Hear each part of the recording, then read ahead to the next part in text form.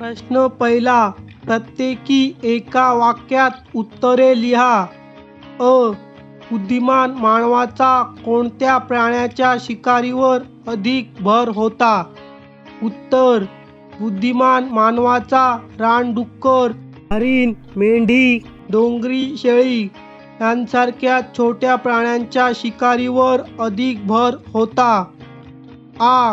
नवाश्मयुगीन संस्कृतीचे वैशिष्ट्य कोणते? उत्तर. शेतीची सुरुवात हे नवाश्मयुगीन संस्कृतीचे वैशिष्ट्य आहे. प्रश्न दुसरा. पुढील विधानांची कारणे लिहा. अ. मध्याश्मयुगात बुद्धिमान मानवाच्या आहार पद्धतीत बदल होत होता. उत्तर. 1. मध्याश्मयुगात हवामान उबदार होऊ लागले होते. सर्वत्र पर्यावरणात बदल होत होता. 2.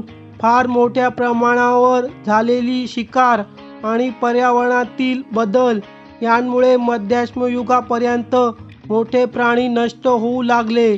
त्यामुळे शिकारीच्या बरोबरीने बुद्धिमान मानव मोठ्या प्रमाणावर मासेमारी करू लागला होता. या कारणांमुळे मध्याश्मयुगात मानवाच्या आहार पद्धतीत बदल होत होता. आ. मानव एके ठिकाणी दीर्घकाळ मुक्काम करू लागला. उत्तर. 1. भटकंती करणाऱ्या बुद्धिमान मानवाचे समूह बदलत्या हवामानानुसार वेगवेगळ्या ठिकाणी वस्ती करून राहत असत. 2. हवामान बदलानुसार धान्याची कापणी करणे, फळे कंदमुळे गोळा करणे ही कामे ते करीत असत. 3. मासे कोणत्या हंगामात मोठ्या प्रमाणावर मिळतात, अधिक शिकार कोणत्या ठिकाणी मिळेल याचे ते निरीक्षण करीत असत. या कारणांमुळे मानव एके ठिकाणी दीर्घकाळ मुक्काम करू लागला. प्रश्न तिसरा. मध्याश्मयुगातील हंगामी तळ्याच्या कल्पनाचित्राचे निरीक्षण करून पुढील प्रश्नांची उत्तरे द्या. अ. चित्रातील घराची रचना कशी आहे? उत्तर. चित्रातील घरे गवताने साकारलेली आहेत आणि ती उतरत्या छपराची आहेत. आ. चित्रातील घराच्या बांधणीसाठी कोणते साहित्य वापरलेले आढळते? उत्तर. चित्रातील घराच्या बांधणीसाठी गवत, लाकूड, माती हे साहित्य वापरलेले आढळते. इ. हंगामी तळातील व्यक्ती कोणते व्यवसाय करीत असावेत? उत्तर. हंगामी तळातील व्यक्ती मासेमारी, शेती, शिकारी, छोट्या होड्या तयार करणे, घर बांधणी इत्यादी व्यवसाय करीत असावेत.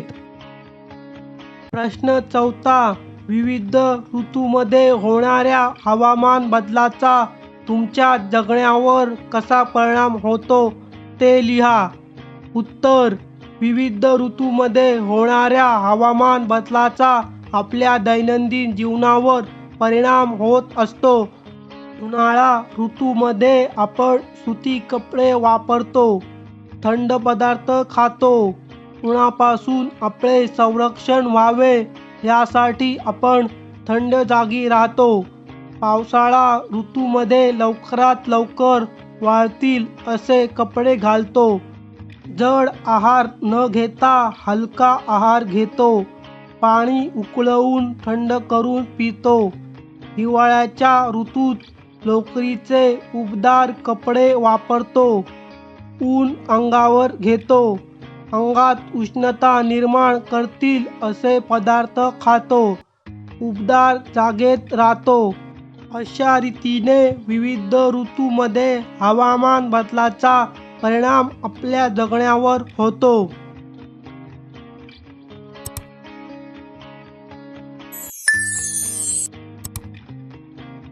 प्रश्न पाचवा.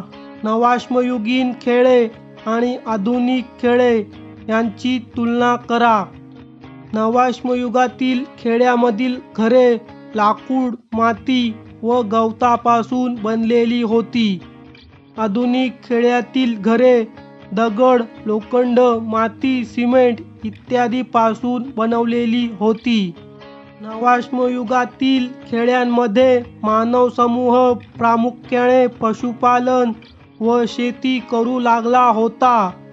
आधुनिक काळातील खेड्यात शेतीबरोबरच अनेक पूरक उद्योगधंदे सुरू झाले. नवाश्मयुगातील काळात शेतीचे अवजारे प्राथमिक स्वरूपाची होती. आधुनिक खेड्यात प्रगत अवजारांचा वापर सुरू झाला.